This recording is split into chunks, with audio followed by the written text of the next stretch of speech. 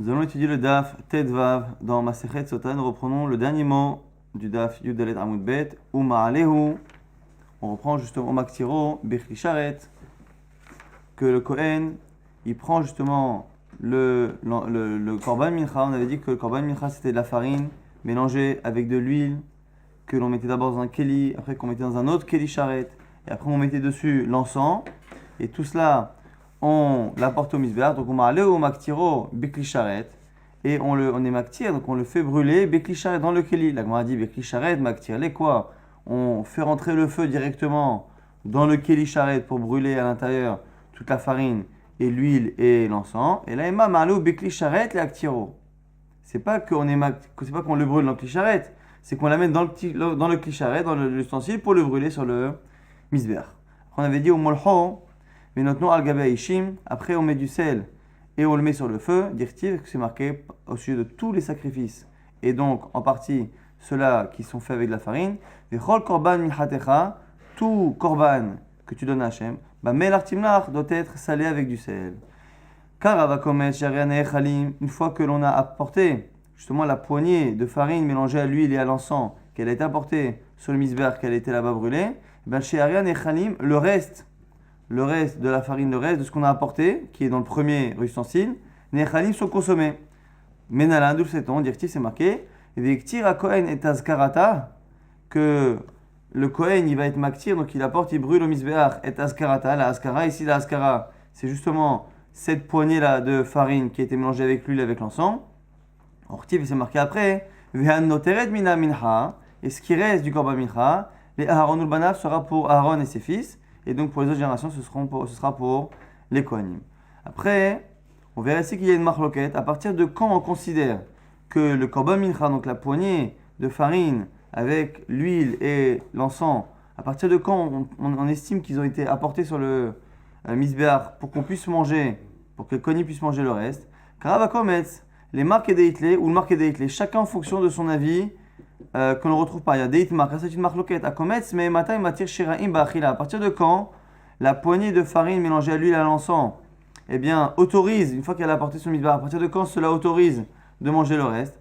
Rabbi Chanina Ama Mishitishlot Boaour. Selon Rabbi Chanina, à partir du moment où le feu a pris et a commencé à brûler ce Kometz là, donc cette farine mélangée aux aliments, c'est bon. Rabbi Yochanan Amar lui demande à ce que le kometz est brûlé dans sa majorité. Donc il ne suffit pas que la flamme ait pris un premier instant. Selon Rabbi Yochanan, dès que la flamme prend, tout de suite c'est autorisé. Selon Rabbi Yochanan, il faut qu'il y ait tout de même une cuisson de la majorité du kometz pour que les kohanim puissent manger le reste du korban mincha. Et le reste donc du korban mincha, donc la farine et l'huile qui reste, eh bien on pourra mettre dedans avant de les consommer, on pourra mettre du vin, shemen de l'huile, et de vache, et du miel pour les consommer. D'où c'est Toma et Tarama, à Makra, c'est la Torah qui le dit, les moshra. Pourquoi? Parce que les chol kotchevene Israël, les chanetatim, les moshra, que quand je parle de ces kodashim, donc des restes des korban mincha, je les ai donné les moshra, l'explication comme ça que c'est apporté là-bas aussi dans le Targum, dans la traduction araméenne, c'est l'irbu, l'igdoula, c'est que ça se mange de manière grandiose, fastueuse, donc même avec des aliments qui viennent l'enrichir comme le vin, l'huile et le miel. Comme les rois mangent, donc avec ces aliments qui justement sont des aliments assez riches, assez luxueux. On avait dit dans la Braïta que la seule chose qui était interdite de faire par rapport au reste du korban mincha, c'était de le rendre hametz. Dire-t-il que c'est marqué Lot et a fait hametz helkam. C'est marqué là-bas dans le verset que tu ne dois pas apparemment au korban mincha le rendre Chametz. Après, il y a marqué Chelkam. Donc, Chelkam, normalement, c'est la suite du pasuk. L'autre a fait Chametz. Chelkam atati ota meisha Hashem. Mais ici, on fait une racha et on lit Chelkam au début du verset. L'autre a fait Chametz. Ne le rend pas Chametz. Chelkam, même ceux qui seront mangés par une partie des Kohanim. Amar Rabbi Shimon ben Lakish, afilou Chelkam, l'autre a fait Chametz. C'est pour dire que même la part que l'on va garder à la fin qui sera mangée par les Kohanim ne devra pas être Chametz. Ce qui veut dire que normalement, et que le korban mincha lui-même ne doit pas être hametz. Normalement aussi tout ce qui est apporté sur le misbéach, eh bien, l'otaktion mémino, on ne doit pas apporter ni des vaches, ni séor. L'otaktion mémino chez la chaîne, c'est marqué que tu ne dois pas les apporter au misbéach. Donc du coup, tout ce qui est des séor, tout ce qui est levain, tout ce qui est chametz, tout ce qui est dévache, tout ce qui est miel, ne doit pas être sur le misbéach. Par contre, ce qui reste dans le premier kéli et qui ne sera pas apporté sur le misbéach, on voit que par rapport au chametz, ça reste interdit, mais par rapport au miel et à l'huile et au vin, ça reste autorisé. Pourquoi? On a vu que c'est une différence. Chametz, c'est marqué particulièrement que ça restera interdit toujours. Ce qui est apporté sur le misbéach, et même chelka, même la partie qui sera mangée. Par contre, le miel et tout ça sera autorisé pour la partie qui n'est pas apportée sur l'autel, sur le misbéach, mais qui sera consommée par les kohanim. On avait dit dans la Mishnah, kolam minachot, te'onot shemen ulvona. On avait dit qu'on comparait le mincha, ce korban-là de la femme sota, qui elle n'avait pas besoin de shemen, d'huile et de levona d'encens, alors qu'en général, toutes les menachot, on a dit, nécessité shemen ulvona. La Gemara objecte, est-ce que c'est vrai que tous les korban mincha qu'on apporte avec de la farine, eh bien, utilisent de l'huile et de l'encens, sauf la sota? Mais c'est faux. Il y a aussi le korban mincha, ce qu'on appelle le mincha choté. Mincha choté, c'est pour certaines fois particulières, quelqu'un qui, par exemple, connaissait, pouvait témoigner sur quelqu'un et a dit qu'il n'était pas au courant. Pour certaines shvuot, il a juré qu'il va faire et finalement, il n'a pas fait. Il y a quelques mises où celui qui est rentré au Mikdash ou qui a mangé des kodashim alors qu'il est impur, certaines fautes nécessitent un korban choté. Et ce korban choté ici, il est lié, enfin la chose que l'on apportera sera liée à la situation financière de la personne. Si la personne a les moyens, elle apportera un animal, sinon elle apportera justement de la farine.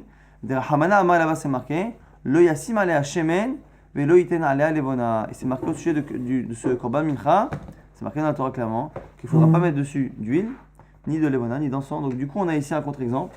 La Mishnah a l'air de dire qu'à part sota, tous les menachot nécessitent shemen ou levona, de l'huile et de l'encens. Or on voit ici que c'est marqué clairement dans la Torah, que c'est aussi le cas de mincha choté. Donc pourquoi on nous a fait croire que sota était une exception? Achika Malagmara répond.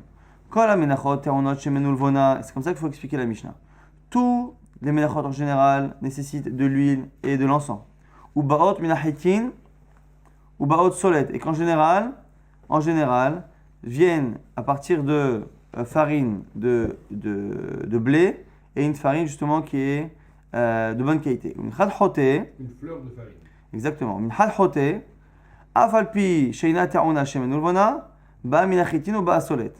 Et le korban yochoté, ce qui n'est pas marqué dans la Mishnah, mais ce qui est l'intention de la Mishnah, c'est que même si elle n'a pas tout, c'est-à-dire qu'il n'y a pas d'huile, il n'y a pas d'encens, au moins, ça vient de la farine et de la farine la plus fine. Minhata Omer, korban du Omer, afalpi sheiba minasorin, l'huile, le mincha du Omer, eh bien, ce qui est marqué par contre dans la Mishnah, on nous dit clairement que c'est pas du blé, mais c'est de l'orge. On a chez Menouvana, mais par contre, il a au moins de l'huile et de l'encens. Ou ba geres, et au moins il vient d'une farine qui est très très fine. Vezo enate onalo shemenu velolvona ou ba minasorin ou ba kemach. Et en quoi finalement la sota est vraiment particulière, c'est que finalement c'est la seule qui n'a ni le blé et ni une farine fine et qui n'a pas non plus ni shemen ni huile ni encens. Et donc c'est en cela que la sota est particulière, parce que finalement dans les deux autres korbanot qui sont un peu intermédiaires, ils ont au moins une des deux qualités, soit au niveau de la farine que l'on utilise, soit au niveau des aliments que l'on rajoute. La seule finalement qui n'a rien de tout ça, c'est la sota. Tanya in braïta qui nous dit Rabbi Shimon, Bedin hu shete min hadhote ta'una shemen ulvona. Normalement, le min hadhote, on a dit qu'il n'a pas de shemen ulvona, mais il aurait dû avoir shemen ulvona. Pourquoi? Chez le yahote niska. Pour pas finalement que l'on fasse faire des économies à celui qui est fauteur. Normalement, un fauteur, on ne doit pas chercher à lui faire gagner de l'argent, de peur que finalement il trouve ça plutôt sympathique d'avoir fauté et qu'il recommence. Ou mipnema inatauna, et pourquoi finalement on ne le laisse pas utiliser de l'huile et de l'encens? Chez l'oye korbano mehuda, pour pas que son korban soit beau, parce que ici l'encens ça donne une bonne odeur, l'huile c'est quelque chose qui est utilisé, qui est comparé à quelque chose pour les rois, parce que l'huile c'est toujours le liquide qui reste au-dessus des autres, et donc du coup c'est quelque chose qui est important. Et pareil pour le hatat, korban hatat de chelev ici, car en général korban hatat de quelqu'un qui a fauté par inadvertance, et bien on a nesachim, normalement on devrait apporter des nesachim. Les nesachim c'est à la fois le vin et à la fois aussi l'huile et l'encens. Normalement chez lui Khoteniskar, on devrait aussi lui demander d'apporter tout cela, pour pas justement que là aussi la personne qui a fauté eh bien, fasse des économies. Ou pnema et pourquoi finalement on lui demande pas? Korbanon Meouda, pour pas que son korban soit beau. Aval hatato shel metzora. Et par contre, le chata du metzora avec hachamo et le korban hacham du metzora, donc celui qui a contracté la tsaraat, ti'onim nesachim, nécessite que l'on apporte des nesachim, donc de l'huile, du vin et de l'encens. Pourquoi? Les fiches en ba'in al-het. Car le korban du metzora ne vient pas par rapport à une faute. Et c'est là ici que l'on va changer un peu de sujet. Alors justement, la Gemara va dire, mais comment tu peux dire que le korban du metzora, de celui qui a la tzara, qui a la lèpre, ne vient pas sur une faute? Pourtant, Eni, c'est pas possible. Amar Rabbi Shmuel ben Nachmani, Amar Rabbi Yonatan. Au nom de Rabbi Yonatan, on a dit que Al Shiv'at Varim, Negaim Ba'in, les plaies justement de Tzaraat viennent par rapport à 7 choses qui ne sont pas ici citées dans la Gemara, mais qui sont le Lachon Hara, la médisance, Shfichut Damim, le fait de verser le sang de quelqu'un, Shvoat Hacha, le fait de jurer en vain, Gilo Herot, les relations interdites, Kasut Aruach, l'orgueil, et Gezel, Ve'et Sarutaïn, et le vol et tout ce qui est le regard, comment dire, l'avarice par rapport à quelqu'un, le fait de ne pas vouloir donner à quelqu'un. Donc ici on voit qu'il y a 7 fautes qui justement provoquent les négaïns. Donc normalement le korban que l'on apporte est justement une kapara. Donc comment on peut dire que le korban, les mincha du metzora ne viennent pas pour une faute? La Gemara dit non, attends, min gaï ou des parlé qui m'a été korban, lish terouye bakodashim ou des kamaïté. Il dit non, t'as pas compris. La faute qu'il a fait provoque la tsarat, la plaie. La plaie en elle-même, c'est une kapara pour sa faute. Mais après, une fois qu'il a eu kapara de sa faute, le seul problème c'est qu'il est impur et que pour pouvoir se purifier et manger des corbanotes, il doit apporter le korban. Ce qui veut dire qu'ici, même s'il y a une faute évidemment, que le metzora vient à cause de cette faute, mais c'est pas parce que ça vient à cause d'une faute que le korban vient expier la faute, pas du tout. Parce qu'entre le moment où il a fauté et le moment où il apporte le korban, il est déjà expié. Par quoi il est expié? Par justement la maladie de peau qu'il a eu, la tsarat. C'est ça qui fait l'expiation. Et le sacrifice qu'il apporte, c'est simplement pour se purifier. Donc du coup, c'est pas contradictoire. Effectivement, le metzora est tombé malade à cause d'une faute, mais il n'empêche que son korban lui-même ne vient pas pour expier une faute. C'est la raison pour laquelle, eh bien, il aura justement des nesachim, on lui apportera tous les aliments des nesachim. Et là, mais Ata l'agma pose la question. Si tu dis ça, hatat nazir, le hatat du nazir, on a nesachim, normalement il faudra apporter des nesachim. Donc justement, de l'huile, tout ça, pourquoi? Les filles chez Naba Alchet, a priori, le Nazir, il a fait un engagement de Nézirut, il s'est engagé à ne pas boire de vin, à ne pas s'impurifier, à ne pas se couper les cheveux. Et à la fin, il apporte des corbanotes. Et normalement, c'est pas une faute. Et donc, du coup, il devra apporter des nesachim selon ta logique. La Gemara répond, ça va là qu'est Rabbi Elazar à Kapar. Il pense comme Rabbi Elazar à Kapar qu'on a vu à 2-3 reprises dans la macérette précédente. Amar Nazir, Nami Hoteo, qui pense que le Nazir il est hoté, comme c'est marqué dans la Torah, Machin Hata la Nafesh, qu'il a fauté sur une âme, sur qui? Sur lui-même, comme c'est marqué là-bas plusieurs reprises dans Rashi et dans la Gemara. Chez Tsiar Asmo Minayain, car il se fait souffrir et il s'est privé de vin et de tout ce que la Torah lui autorise, et donc du coup c'est considéré comme une faute par rapport à lui-même, et c'est la raison pour laquelle finalement il n'apporte pas de nesachim. Donc la logique ici est respectée, celle de Rabbi Shimon, de dire finalement que lorsque la personne a fait une faute, eh bien on ne lui laisse pas avoir des nesachim pour pas que son korban soit beau. S'il n'a pas fait de faute, il faut des nesachim. Maintenant on revient à Rabban Gamliel. Rabban Gamliel avait dit dans la Mishnah qu'il avait donné une raison. La Mishnah au départ, selon Tanakama, qui parlait, nous disait que les différences qu'il y avait entre les ménachot habituels et les ménachot de la sota, sans donner de raison. Rabban Gamliel vient, et on dirait qu'il vient donner un avis différent, mais en fait, il ne donne pas un avis différent, il ne fait que donner la raison de cela. Il dit quoi? Keshem shema ase bema, car korbana, machal bema. De la même manière que ces actions ont été des actions qui ressemblent à un comportement animal, eh bien, c'est la raison pour laquelle son sacrifice ressemble à celui d'un animal. L'Agma dit, mais qu'est-ce qu'il veut Rabban Gamliel? Personne n'a jamais dit autre chose. Si on avait donné une première raison et qu'il vient après donner la sienne, je veux bien. Mais ici, il vient contredire personne. Alors, l'Agma dit Tanya, Amalai Rabban Gamliel et Chachamim. L'Agmara va ici apporter une braïta qui va expliquer un peu plus en détail la discussion. Il a dit au Chachamim, Sofrim, en s'adressant au Tamid Chachamim, Sofrim, Ani Choli, laissez-moi, Vedreshena Kemin Homer. Et je vais, moi et Doresh, expliquer cette halakha là de la sota et de la mincha de la sota, Kemin Homer, comme un Homer. C'est quoi un Homer? C'est un bijou, nous dit Rashi, qui permettait de lier deux parties d'un vêtement. Et c'est quoi l'idée ici? C'est que je vais, moi aussi, avec l'explication que je vais donner, je vais faire comme un bijou qui va embellir et lier deux choses. Ça va lier quoi? Ça va lier toute la halachot entre. On a vu que la sota avait des halachot particulières et on va la lier justement à une raison. C'est quoi? Alors on explique pourquoi il a dit ça. Les Shamaï, la Rabbi Meir des Kama, car Rabbi Shmuel avait entendu précédemment Rabbi Meir dire pourquoi les aliments qu'on lui donne sont des aliments que l'on donne aux animaux, le seror qui sont donc l'orge. Pourquoi? Parce que comme en général, on avait dit, la femme, elle a fauté avec cet homme et pour faire fauter, eh bien, elle lui a donné à manger. Ici, elle lui a donné à manger, a priori, elle lui a donné à manger des mets très très bons. Donc comme elle a fauté en donnant à un autre homme que son mari des mets qui sont de bonne qualité, et pour justement la punir mida keneged mida, son korban sera justement un aliment dégradant que l'on donne aux animaux. Alors du coup, Rabbi Ishmael n'était pas d'accord. Rabbi Gamliel a dit Amar lahem, Atenach, Ashira, ce que tu dis Rabbi Meir, ça marche pour une femme riche, qui comme elle est riche, elle a donné des aliments riches à son amant. Ania, Maïkal Memar, et celle qui est pauvre, tu ne peux pas imaginer qu'elle ait donné des plats onéreux à son amant, donc ça ne marche pas, ta raison ne marche pas pour tous les cas. Et là, Kishem Shema Sama Sebema, car Korbana Machal Bema. Donc je préfère expliquer la raison de la Torah et dire que non, c'est parce que finalement, riche ou pauvre, c'est l'action même de la femme. Et en plus, ça permet au moins de dire que ici, le Korban n'est pas lié à une action qui est avant la faute, puisque finalement, donner à manger un homme en soi, c'est pas ça qui est une faute. Surtout qu'il n'est pas évident qu'une femme qui soit isolée ait donné à manger. Et on a vu qu'en fonction qu'elle soit riche ou pauvre, on ne sait pas si elle a donné quelque chose de bon ou de pas bon. Et donc du coup, la réponse ici de Rabban Gamliel permet au moins, dans tous les cas, quoi qu'il arrive, la femme qui a fauté avec cet homme, quoi qu'il arrive, elle a fait une action qui ressemble à un comportement animal dans le sens où elle ne réfléchit pas à qui est fait pour elle, qui est son mari, et que finalement, elle se comporte comme un animal en se laissant aller avec quelqu'un qui n'est pas pour elle. Et là, Kishem Shema Asa Maase Bema, car Korbana, pareil pour son Korban, Machal Bema. Nouvelle Mishnah, Hayam Evi, Piale Shel Heres.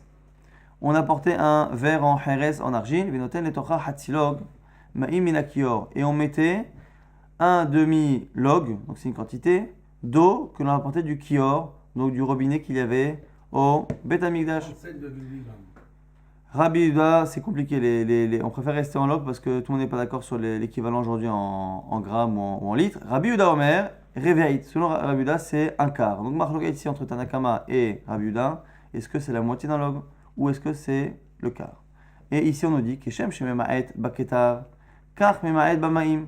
Ici Rabbi Yehuda, qui a donné finalement une quantité d'eau qui est plus petite, la Mishnah nous explique que son avis finalement est en accord avec ce qu'il va dire plus loin dans quelques Mishnayot, que finalement, vous savez qu'on va écrire la paracha de la Sota, et après on va l'effacer justement avec l'eau. Et sur quelle est la partie de la Torah qu'il faut écrire? Qu'est-ce que l'on appelle paracha de Sota? C'est une marloquette.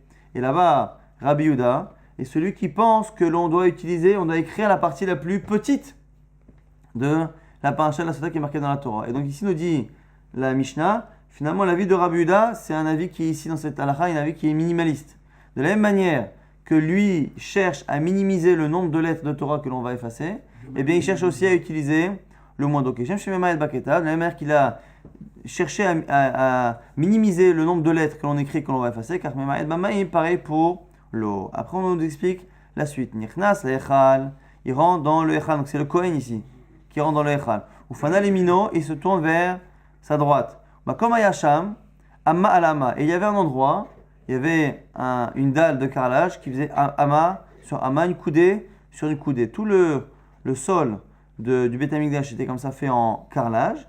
Et il y en avait une spéciale. Vetabla Sheshaïch, il y en avait une spéciale en marbre qui était particulière. Vetabaat Aïta Kivo Abba, avec un anneau qui était accroché à cette dalle. Qui chez Umagbia Venotel, de telle sorte à ce qu'il puisse lever la dalle par cet anneau.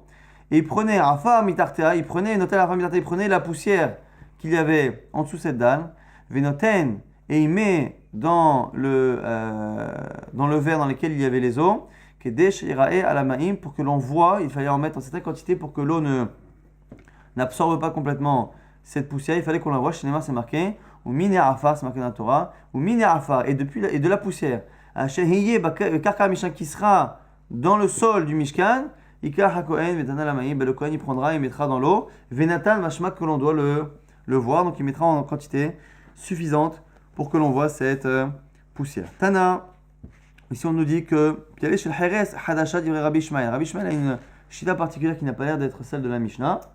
Lui nécessite que le verre qui en Heres, qui est en argile, soit had parami, soit utilisé une seule fois. On ne peut pas utiliser deux fois le verre de la Sota, et le verre qu'on utilise pour la Sota doit être utilisé pour la première fois. C'est une halakha de Rabbi Ishmael. L'Agma essaye de comprendre pourquoi. Maïtama de Rabbi Ishmael, Quelle est la raison pour laquelle, selon Rabbi Ishmael, le verbe doit être utilisé pour la première fois? Gmar keli keli mi metzora. Ici, on propose de dire que c'est une Xera Shava. Xera Shava, encore une fois, c'est lorsqu'on a un mot qui est marqué à 2 reprises dans la Torah. En général, on ne peut pas nous-mêmes inventer ce limoud-là, mais c'est une Kabbalah que l'on a depuis des générations entières, que ces deux mots-là sont liés de telle sorte à ce que la halachot de l'un se transpose dans l'autre. Keli keli mi metzora. De metzora, donc celui qui a contracté la tsarat. Malealan hayes hadasha. Afkan hayes hadasha. De la même manière que là-bas, l'ustensile que l'on utilisait pour le metzora était fait en argile, mais qui était utilisé, qui venait d'être fait, donc qui était neuf. Pareil, chez nous, donc ici on a un exerachava entre Metzora et la Sota. La Gemara dit Ve'ata menalan. Et là-bas, Birkhala, d'où sais-tu que le Metzora, il faut que son keli soit neuf? Dire-t-il, c'est marqué Ve'shachat et tatzipor ha'echat el keli heres. Pour le Metzora, il fera la shrita du premier oiseau. Il faudrait qu'il prenne deux oiseaux. Le premier, il fera la shrita el keli heres vers un keli heres en argile, al maim haim, sur les eaux vives. Et là-bas, les eaux vives, c'est des eaux de source, mais des eaux aussi qui n'ont jamais été utilisées. Ma maim haim, shelon ya'esta b'hem melacha, de la même manière que les eaux vives qui sont citées dans le verset n'ont jamais été utilisées précédemment. Av keli shelon ya'esta b'hem melacha, pareil pour le keli. Donc finalement, ici, on a une sorte de juxtaposition à la fois de Gzera Shava et de Hekesh. Hekesh, c'est lorsque l'on a dans la Torah deux notions qui sont marquées l'une à côté de l'autre. Quand elles sont marquées l'une à côté de l'autre, eh bien on dit que finalement, et qu'elles ne devraient pas forcément l'être, eh bien on vient apprendre la halachot l'une de l'autre. Xera Shava, c'est un peu le même principe, sauf que ce n'est pas deux éléments qui sont à côté, c'est deux fois le même mot, mais qui sont à deux endroits différents de la Torah. Et ici, on fait comme cela. Le mot Keli qui est marqué dans la Sota, il est marqué dans Metzora. Et dans Metzora, le Keli lui-même, il est marqué à côté de l'eau, et l'eau doit être neuve, jamais utilisée. Donc comme l'eau du Metzora, elle n'a jamais été utilisée, comme l'eau n'a jamais été utilisée dans Sota, et que le Keli est à côté, le Keli du Metzora doit être neuf, et comme le mot Keli qui est dans Metzora, je le retrouve dans Sota, ben c'est pareil. Encore une fois, c'est une Xera Shava. C'est pas nous qui disons que c'est le même mot, c'est Xera Shava, c'est une Kabbalah. La Gemara du coup dit Imale hala maim hayim, afkan maim hayim. Donc finalement, si par l'intermédiaire du vers du Metzora, tu as fait un lien entre les eaux de Metzora et les eaux de Sota, tu devrais dire la même chose aussi, que normalement, de la même manière que les eaux qu'il y a dans Metzora, ce sont des eaux vives, des eaux de source. Pareil dans la Sota, ça devrait être des eaux de source, puisque finalement on a fait le lien entre les deux. La Gemara dit oui, tu as raison. Selon Rabbi Ishmael, qui pense que le Keli doit être neuf, tu as raison. Jusqu'au bout, il dira que la Xera Shava et le Hekesh vont jusqu'au bout, et que l'eau de Sota doit être aussi de l'eau de source. Les filles Rabbi Ishmael, Achinami pareil. La Rabbi Yochanan, selon Rabbi Yochanan, Mekior, les eaux qu'il y avait dans ce robinet qui était fait en or, et avec les miroirs qu'avaient donné les femmes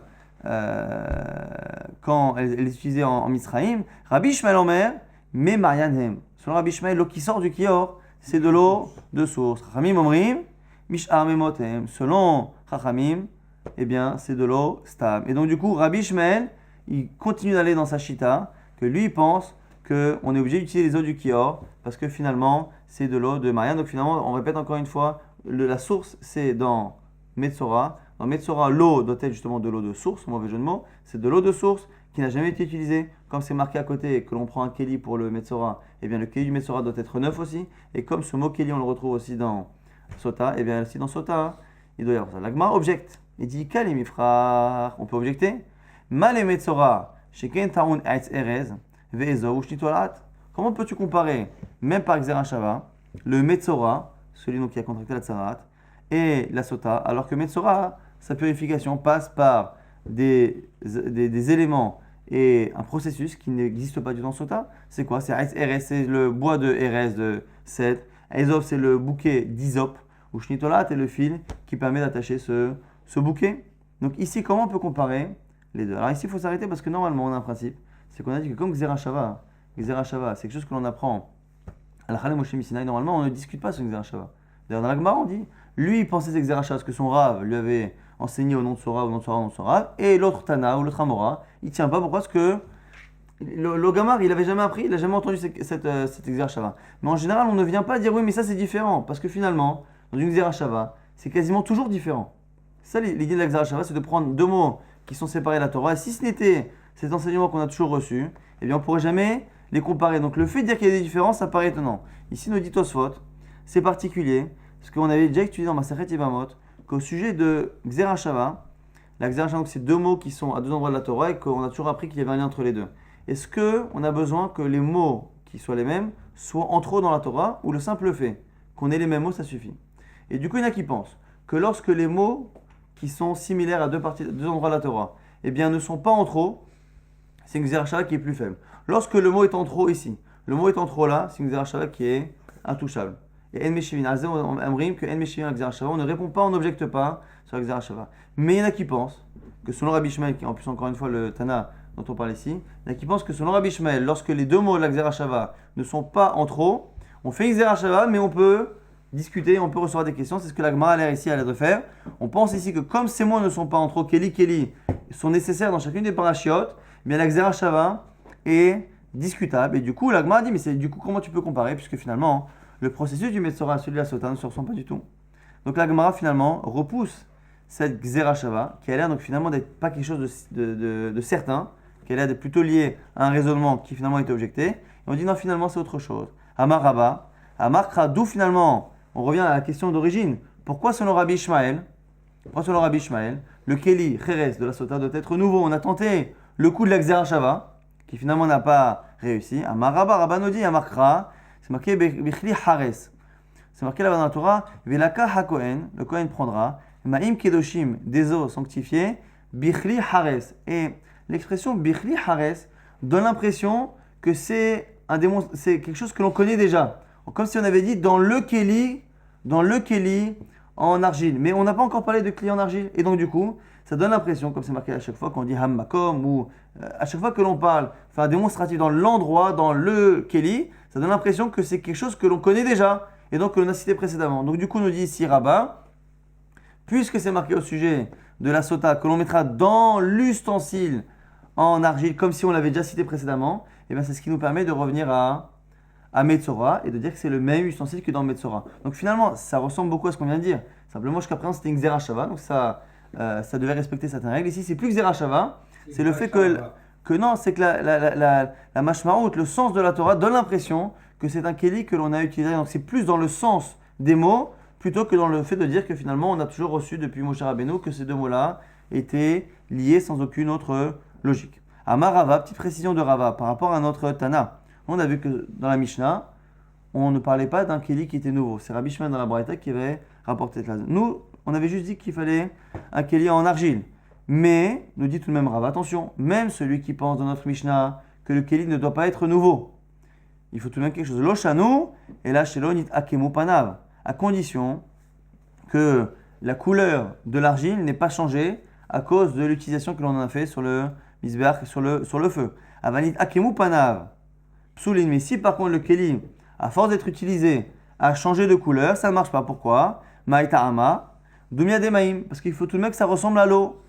Mamaim shelon ishtanu, av Keli shelon ishtana. Alors encore une fois, ici, on est dans Sota. Et le Keli de Sota ici doit ressembler non pas à l'eau de Metzora, mais à l'eau de Sota.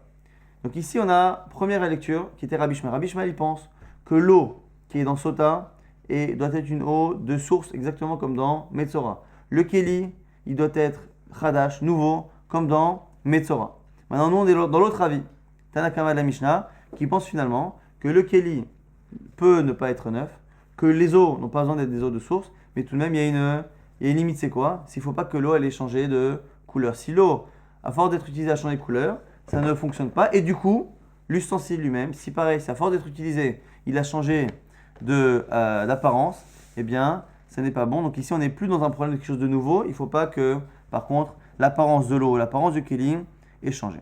Nouvelle chez la maintenant la Gemara, Ba'erava, Akemu ve'hizra aneletor kivshana esh. Si on a un ustensile qui a changé de couleur à cause de l'utilisation, et donc qui est pas soul selon tout le monde, même selon le Tana la Mishnah. Selon Rabbi Shmuel, on ne discute pas, dès qu'il a été utilisé une fois, il est pas soul. Selon Rava et le Tana la Mishnah, simplement parce qu'il a changé de couleur.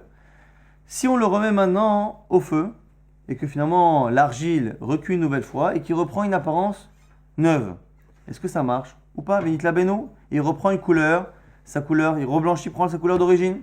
Mahou, c'est quoi la halacha? Mi amrina kevin de itrou. Est-ce qu'on part du principe que c'est un peu comme un korban? Une fois qu'il a été rendu pas sous la avoda, il ne peut plus servir au Mishkan, eh bien il ne pourra plus jamais servir. Odilma kevan de ardor ardor, où finalement ce que l'on cherche, c'est l'état physique de l'objet. Et si l'objet est en état de fonctionner et qu'il a une belle apparence, eh bien c'est réglé, c'est la question de la Gemara, en sachant que certains veulent dire que la question n'est que sur ça, il y en a qui veulent poser la question de manière générale. Surtout, est-ce que quelque chose qui à un moment donné a été repoussé, a été invalidé à quelque chose, est-ce qu'il peut revenir à son statut en premier? Mais en tout cas, cette question se pose ici sur les Heres. Tashma, la Gemara dit, viens, apprends de cette braïta. Rabbi Elazar Omer, au sujet de tout ce qu'on utilise pour le Metzora, donc Omer, Eitz Erez, le bois de Erez, qu'on utilise, le bois de cèdre, Ve'ezov, et le bouquet d'Izop, ou Shnitolat, et le fil rouge qu'on utilise là-bas dans le cas du Metzora, chez Shpil Bahem, Kupato, la Horav, Pesoulin, dans le cas où ils ont été déformés à cause de l'utilisation, donc ils ont pris une forme qui n'était pas bonne, eh bien ils sont psoulin. Et là-bas on n'a pas l'air de dire que l'on peut régler le problème. Donc du coup tu vois bien, Ve'atam, Adré ou Mifchete, mais là-bas normalement c'est ce bouquet, ce bois, il va reprendre sa forme. Or tu vois que si on dit que c'est psoulim, ça a l'air que ça a d'être un psoul définitif. La Gemara objecte, dit non, Atam, des cloufs cloufés, là-bas on parle d'un cas où le bouquet ou le bout de bois a été déformé de telle sorte à ce qu'il ne reprendra pas sa forme. Donc tu n'as pas la preuve que dans le cas où la déformation ou le changement d'apparence est provisoire, eh bien tu n'as pas de preuve que dans ce cas-là, ça marche ou ça ne marche pas. Donc la réponse, c'est pas tékou, c'est-à-dire qu'il n'y a pas de réponse et que personne ne peut en donner. La Gemara ici n'en donne pas, ça ne veut pas dire que dans une autre Gemara, on ne peut pas avoir la réponse. Tékou, c'est-à-dire qu'il n'y a jamais de réponse ailleurs. Si on voit une réponse ailleurs dans une Gemara, c'est qu'on a mal compris le Gemara. Là ici, il est possible qu'on ait la réponse ailleurs que les Rishonim eux-mêmes répondent. On avait dit dans la Mishnah, Nichnas l'Echal ou Pana Lemino, il rentre dans le Echal et il se tourne vers sa droite. Pourquoi? Maïta Ama, nous dit la Gemara, Damarma, car on dit dans la Braïta, Kol Pinoch Atapone, Lo Iyu Ela Derech Yamin, de manière générale, à chaque fois que tu as le choix et que tu dois te tourner dans un sens ou dans l'autre et que tu n'as pas évidemment de nécessité d'aller à gauche, eh bien quand tu as le choix, eh bien mieux vaut se tourner par la droite que par la gauche. Makom Ayasham Amma Lama, on avait dit dans la Mishnah qu'il y avait un endroit dans le Ritzpa, dans le sol, qu'il y avait là-bas dans le Echal, où il y avait une dalle qui était soulevable avec un anneau que l'on soulevait et on prenait la poussière qu'il y avait en dessous et on mettait dans l'eau, parce que c'était justement ça, ce que la Torah a demandé, que l'on donne, que l'on mette cette poussière justement dans l'eau de Sota. Tano Rabbanan, une braïta qui nous dit quoi? On a dit justement dans le verset que Mina Afar, de la poussière, Achaye Bekarka qui sera dans le sol à Mishkan, il prendra le Kohen. Yachol etaken mibachutz veyachnis. On aurait pu penser peut-être que finalement, on n'a pas besoin de prendre de la poussière qui est sous les dalles du Mishkan. Pourquoi on n'apporte pas finalement de la poussière de l'extérieur? Talmud Lomar, c'est pour ça que la Torah l'a dit, Bekarka à Mishkan. Il faut que ce soit Bekarka dans le sol du Mishkan. I Bekarka à Mishkan, si c'est dans le sol du Mishkan, Yachol, Yahpor Bakardumot. J'aurais pu penser qu'une fois que l'on a utilisé une fois, deux fois, trois fois, ça y est, on a pris toute la poussière qui était meuble. À un moment donné, il faudrait peut-être qu'on commence à prendre des pioches. Et jusqu'à quand? Et on va creuser. Qu'est-ce qu'on va faire? Si on est obligé de prendre ce qu'il y a dans le Mishkan, à un moment, ce sera limité. Talmud Lomar, la Torah a dit non. Asher Iye. Qui y sera à ce moment-là? De là, on voit quoi? Haketzad, Yesham, Have, Esham, Tensham. S'il y a de la poussière, s'il y a de la terre sous la dalle, tant mieux, tu la prends, tu l'amènes. S'il n'y a pas, tu peux l'amener de l'extérieur et de la mettre à cet endroit-là. Et l'essentiel, c'est que Hachem y est Bekarka Mishkan. Qu'au moment de processus là, il y ait à ce moment-là de la poussière, même si ça fait depuis des années que cette poussière est ailleurs. Donc là, on laissera la suite pour le date de demain. On a vu beaucoup de choses dans ce date. On va essayer très rapidement de résumer ce qu'on a vu. On a vu que les restes du Korban Mincha étaient consommés par les Kohanim. On a vu que contrairement au Mincha lui-même qu'on a apporté sur le feu, eh bien, tous les restes qui étaient mangés par les Kohanim pouvaient être mélangés avec du vin, avec de l'huile et avec du miel. Mais par contre, le Chametz reste interdit exactement comme le Korban Mincha lui-même. On avait vu aussi qu'on avait ici Rabbi Shimon qui pensait que de manière générale, même si on n'a pas envie de récompenser le fautif, celui qui apporte un Korban par rapport à une faute, eh bien, n'apporte pas de Nesachim, donc n'apporte pas d'huile, de vin et de levona et d'encens, parce que justement on ne veut pas que son korban soit mehoudar, soit beau, soit un korban de roi. Donc du coup, c'est lorsque la personne fait une faute qu'elle n'apporte pas nesachim, lorsque par contre le korban n'est pas par rapport à une faute, eh bien il n'y a pas de nesachim. On avait rappelé au passage que du coup, de là on voyait que le nazir était considéré comme étant un fauteur. C'est pour ça que finalement, il n'apporte pas de nesachim. On a vu au passage que même si le Metzora, celui qui est la tsarat, est un fauteur, eh bien le korban lui-même n'est pas par rapport à la faute, puisque finalement, la maladie de peau qu'il a eue a servi d'expiation à sa faute, et donc le korban finalement ne vient que lui permettre de consommer des corbanotes. On a vu également qu'on avait une marloquette par rapport à la farine qu'on utilisait pour la sota. Pourquoi finalement utiliser un aliment qui était donné aux animaux? Selon Rabbi Meir, c'est parce que elle a donné à manger à son amant quelque chose de bon. Selon Rabban Gamliel, pas du tout. C'est parce que finalement, ça ne concerne pas toutes les femmes. Il préfère dire quelque chose qui concerne tout le monde. C'est le fait que l'action elle-même soit une action qui est animale. On avait vu une marloquette entre le Tana la Mishnah et Tana la Braïta. Est-ce que le keli qu'on utilisait pour mettre de l'eau pour la sota, est-ce que cette eau-là était dans un keli qui était neuf ou pas? Selon Tanakama, pas besoin que ce soit neuf. Selon Rabbi Shmuel, oui.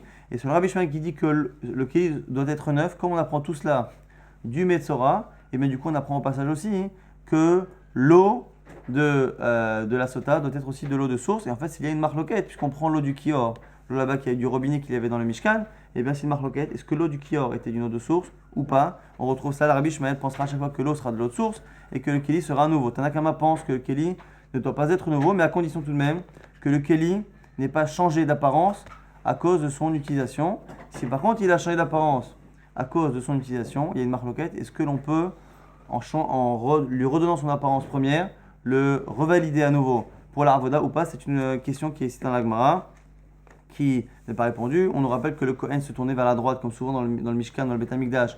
Lorsqu'on avait le choix, on lui faisait tourner à droite parce que toujours dans le doute, on privilégie la droite. On avait vu aussi qu'on prenait la poussière qu'il y avait sous le sol du Mishkan et on voyait finalement autant on ne peut pas mettre dans l'eau de la sota de l'eau qui vient de la poussière qui vient de l'extérieur, mais d'un autre côté, on n'est pas obligé de prendre de la terre qui est là depuis toujours. Donc on peut finalement faire l'intermédiaire lorsqu'on n'a pas le choix. On prend de la poussière de la terre qui est ailleurs, on la met sous la dalle qui est là-bas dans le Mishkan, et de là-bas on la prend, ce qui permet de dire qu'au moment même où on a pris cette terre, elle était Bekarka Mishkan pour respecter encore une fois cette halakha que l'on prend de l'eau. Marloquette ici entre Tanakama et Rabbi Yehuda, si la quantité d'eau c'était un demi-log ou un quart de log qui est lié finalement à quel est le nombre de lettres que j'ai besoin d'effacer. Selon Rabbi Yehuda, très peu, donc peu d'eau, et selon Tanakama, plus de lettres, donc plus d'eau. Et en tout cas, cette eau-là, la Torah nous demande de mettre dessus, de manière visible, de la terre que l'on trouve sous le Mishkan. Et donc cette terre, on a dit, on n'est pas obligé de prendre de la terre qui est là-bas depuis toujours. Tant qu'on prend la terre de l'extérieur et qu'on la met là-bas à un instant, on peut après la reprendre et faire la misva de Sota.